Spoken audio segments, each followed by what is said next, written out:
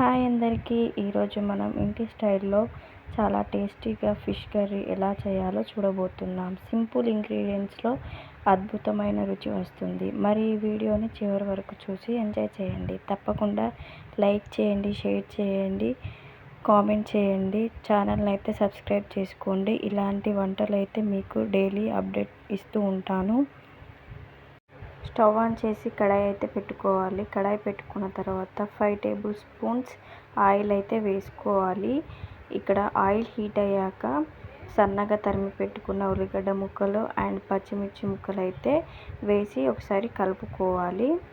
And ఇప్పుడు మనం ఉల్లిగడ్డ ముక్కలు పచ్చిమిర్చి ముక్కలు బాగా వేగాక అప్పుడే దంచి పెట్టుకున్న అల్లం వెల్లుల్లి పేస్ట్ అయితే వేసుకోవాలి. కొంచెం అల్లం వెల్లుల్లి పేస్ట్ పచ్చివాసన పోయేంత వరకు వేయించుకున్నాక పసుపు అయితే యాడ్ చేసుకోవాలి.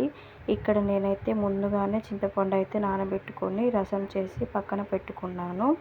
ఇప్పుడు ఇది అంతా వేగాక ఈ ముందుగానే నానబెట్టుకున్న చింతపండు రసం అయితే ఇందులో యాడ్ చేసుకోవాలి.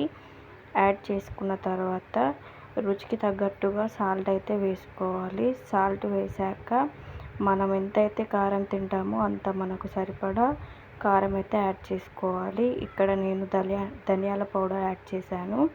కొంచెమే యాడ్ చేశాను, ఎందుకంటే ధనియాల పౌడర్ ఎక్కువ వేస్తే చేదు వస్తుంది కాబట్టి. ఇక్కడ ఫిష్ మసాలా అయితే వేశాను. వీటన్నిటిని ఒకసారి మంచిగా కలుపుకున్న తర్వాత మనకు రుచికి సరిపోయేంత నీళ్ళు అయితే యాడ్ చేసుకోవాలి. చూడండి, ఇక్కడ మనమైతే నీళ్ళు అయితే యాడ్ చేశాను. వాటర్ పోసుకొని బాగా మరిగించుకోవాలి. ఫిష్ని అయితే ఇక్కడ ఫ్రెష్గా వాష్ చేసి పక్కన పెట్టుకున్నాను.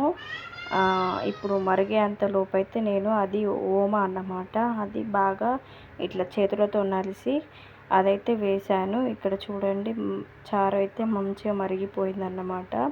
ఇప్పుడు మనం ముందుగానే కడిగి పెట్టుకున్న చేప ముక్కలు అయితే ఒక్కొక్కటిగా మంచిగా అన్నీ వేసుకోవాలి.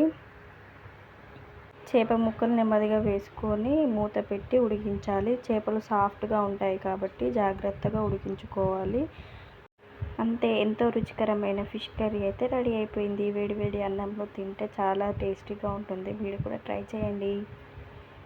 ఈ రెసిపీ మీకు నచ్చితే వీడియోకి ఒక లైక్ చేయండి అండ్ కామెంట్ చేయండి. ఇంకా ఇలాంటి సింపుల్ వంటలు డైలీ వ్లాగ్స్ కోసం మా ఛానల్ని సబ్స్క్రైబ్ చేయడం మర్చిపోవద్దు. మీ సపోర్ట్కు ధన్యవాదాలు.